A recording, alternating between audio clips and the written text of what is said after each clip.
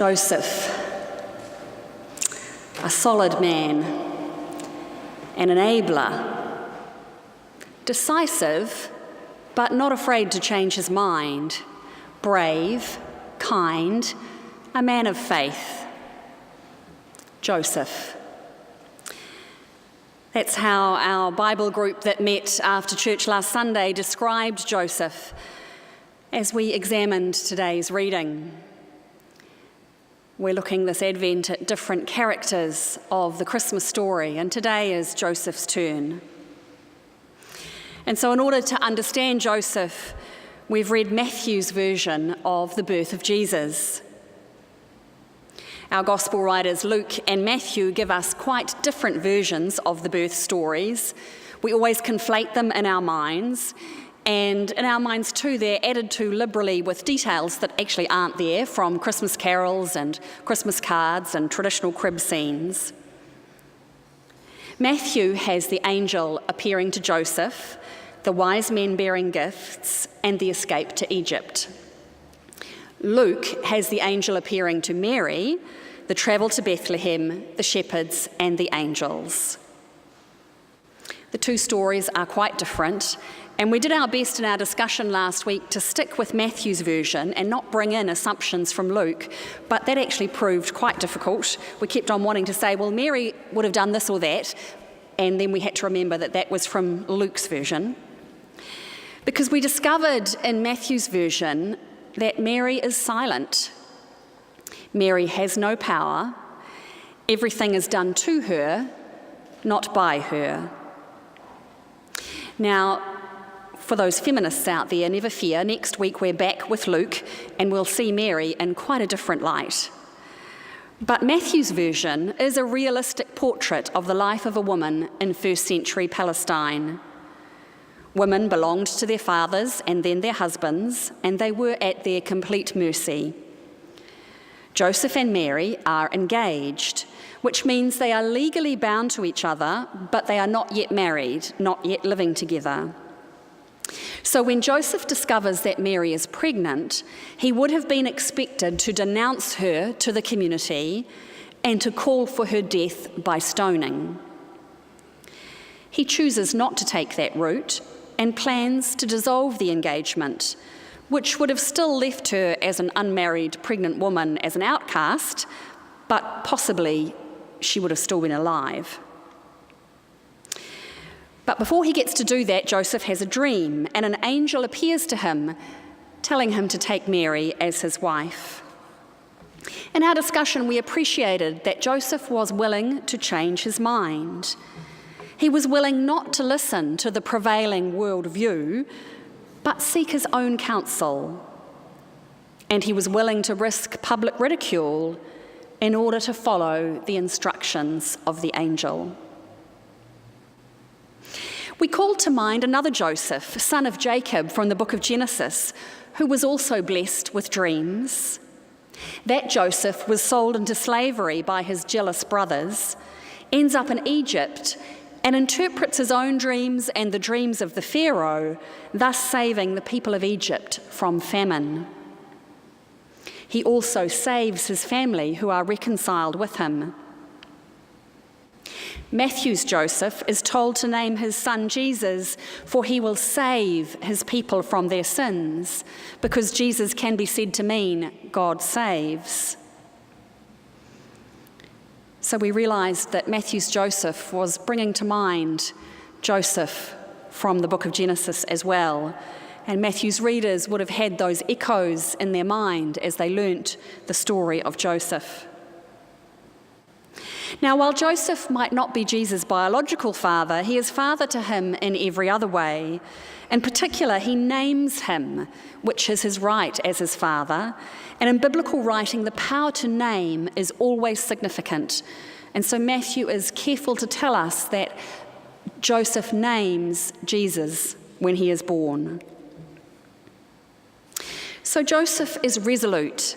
He acts decisively. He acts with compassion and care. He heeds advice. He follows the call of God given to him by the angel and the words of the prophet Isaiah. Joseph, we decided, is a good man. Where today do we get our guidance from? How do we make good decisions? How do we raise good men like Joseph? This week there's been a lot of discussion about violence in our community as a result of the murder of tourist Grace Millane.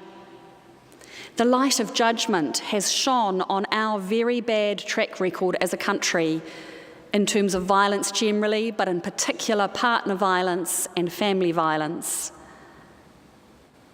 It just so happened that this week a major government report has also been released. It's called Every 4 Minutes, because there is a police or child protection notification of family violence on average every 4 minutes in our country. It's a mind-blowing figure, figure impossible to comprehend and utterly disgraceful. But maybe the fact that thousands of people this week attended vigils in memory of Grace Millane and in memory of the other women murdered in the last year is perhaps a sign that maybe we're really ready to take stock and bring about change. There's been lots of conversations, of course, on social media, and many people in the beginning offered the comment about what women can't and shouldn't be doing. Maybe Grace and other young women like her should not be travelling alone, should not have been going out alone. But they've been soundly condemned in the replies. I think it's men that should not be violent towards women. But at least we're talking about it. The conversation is happening. The government report that I mentioned states preventing family violence is very simple and very complicated. Day to day, it's about not ignoring the way your friend's partner behaves towards her, or not judging the disruptive kid at school and just wanting him kicked out.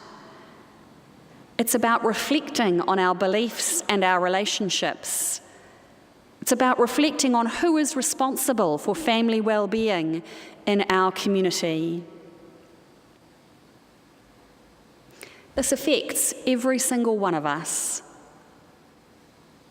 Some of you sitting here today will have suffered from violence. Some of you will have committed the sin of being violent towards another person. We are all collectively responsible for the way our society is. And we can all be proactive, challenge things that we see in our extended families and workplaces. Anything from small comments that belittle women to, of course, outright violence and that need that some people have to control another. The Christmas dinner table with extended family is often a place that we see or hear things that we manage to avoid all year because we don't see those family members. This year is the year to call it out. We need to encourage our boys to be compassionate and caring, and we need to encourage our girls to be strong and confident. I often tell the story about my father. When I was growing up, he worked in the government department that was called the Department of Industries and Commerce, which included the Overseas Trade Commissioner Service. And I can often remember him telling us at the dinner table about when a woman was first appointed as a trade commissioner or when women were being promoted to more senior positions. And I can remember not really being very interested. It just seemed like boring stuff from the office. But I realised years later that he was giving my sister and I role models to aspire to. And he also always made the point when we went on holiday, he said, "We can afford this holiday because of the salary that your mother earns." He always said that when we went on holiday.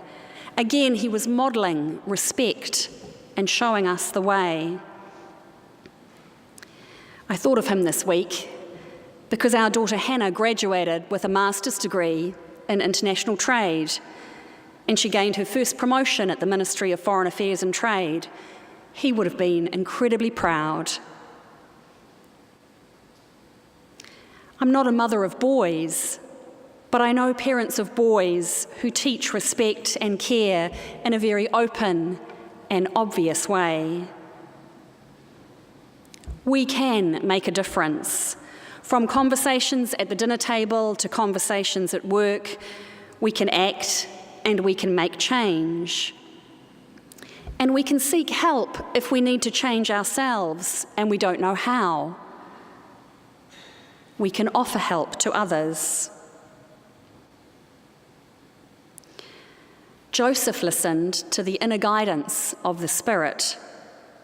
Joseph was able to change and step beyond what was normal for his time. He cared for Mary. He nurtured Jesus. He raised a good man. We can do that too.